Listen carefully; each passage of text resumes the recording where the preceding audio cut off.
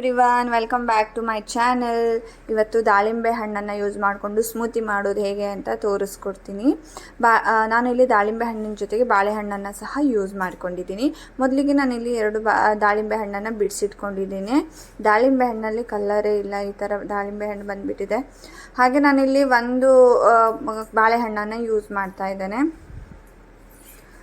1 ರಿಂದ 2 ಬಾಳೆಹಣ್ಣನ್ನು ನಾನಿಲ್ಲಿ ಯೂಸ್ ಮಾಡ್ಕೊಳ್ತಾ ಇದ್ದೇನೆ. ದಾಳಿಂಬೆ ಹಣ್ಣು ಸ್ವಲ್ಪ ಕಲರ್ ಇದ್ದರೆ ಜ್ಯೂಸ್ ಕಲರು ಇನ್ನೂ ಚೆನ್ನಾಗಿ ಬಂದಿರೋದು.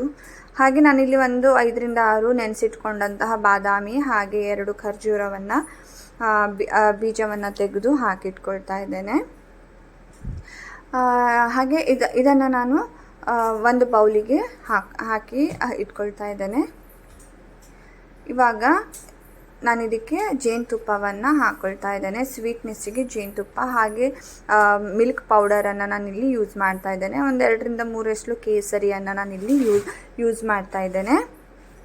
ಜೊತೆಗೆ ನಾನಿವತ್ತಿಲ್ಲಿ ಹಾಲನ್ನು ಯೂಸ್ ಮಾಡ್ತಾ ಇದ್ದೇನೆ. ಮಿಲ್ಕ್ ಪೌಡರ್ ಹಾಕಿರೋದ್ರಿಂದ ನಾನು ಹಾಲನ್ನೇ ಯೂಸ್ ಮಾಡ್ತಾ ಇದ್ದೇನೆ. ಹಾಗೆ ಸ್ವಲ್ಪ ನೀರನ್ನು ಹಾಕಿ ಇದನ್ನು ಚೆನ್ನಾಗಿ ಮಿಕ್ಸ್ ಮಾಡಿ ನಾನು ಇದನ್ನು ಫ್ರಿಜ್ಜಲ್ಲಿ ಇಡ್ತಾ ಇದ್ದೇನೆ. ಇದಕ್ಕೆ ನಾನು ಐಸ್ ಕ್ಯೂಬ್ಸ್ ಏನು ಹಾಕೋದಿಲ್ಲ, ಆದ್ದರಿಂದ ಇದೇ ಸ್ವಲ್ಪ ಕೋಲ್ಡ್ ಆಗಲಿ ಅಂತ ನಾನು ಈ ರೀತಿ ಮಿಕ್ಸ್ ಮಾಡಿ ಇದನ್ನು ಫ್ರಿಜ್ಜಲ್ಲಿ 15 ರಿಂದ 20 ನಿಮಿಷ ಇಟ್ಕೊಳ್ತಾ ಇದ್ದೇನೆ.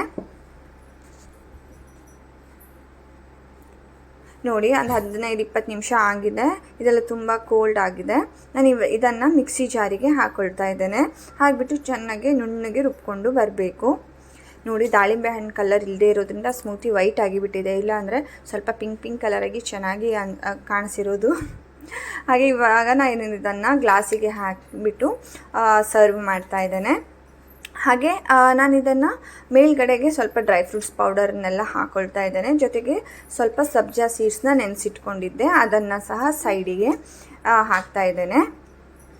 ನೋಡ್ಬೋದು, ಈ ರೀತಿ ಮಾಡಿ ನೀವು ಮಕ್ಕಳಿಗೆ ಕೊಡೋದ್ರಿಂದ ಮಕ್ಕಳು ತುಂಬ ಇಷ್ಟಪಟ್ಟು ತಿಂತಾರೆ. ಹಾಗೆ ತುಂಬ ಹೆಲ್ದಿ ಸಹ ಇದು. ನಾವು ಇದಕ್ಕೆ ಶುಗರ್ ಎಲ್ಲ ಏನು ಯೂಸ್ ಮಾಡದೇ ಇರೋದ್ರಿಂದ ಸ್ಮೂತಿ ಮಾಡೋದು ತುಂಬಾ ಹೆಲ್ದಿ ಅಂತಲೇ ಹೇಳ್ಬೋದು. ಇವಾಗ ದಾಳಿಂಬೆ ಹಣ್ಣಿನ ಸ್ಮೂತಿ ರೆಡಿಯಾಗಿದೆ. Thank you for watching. Please subscribe to my channel. Thank you.